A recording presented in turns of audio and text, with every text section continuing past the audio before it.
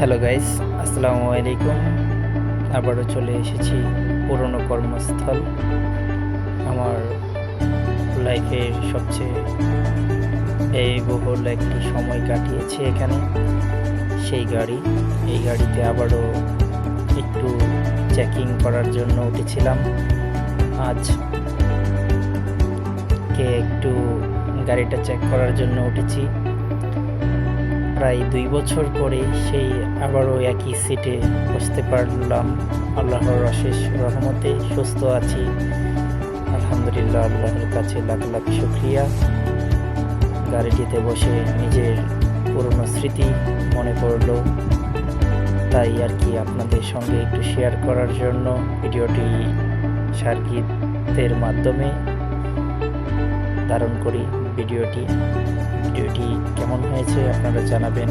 আর কে driving জগৎ থেকে দূরে সরে গেছেন কমেন্টে জানাবেন। আসসালামু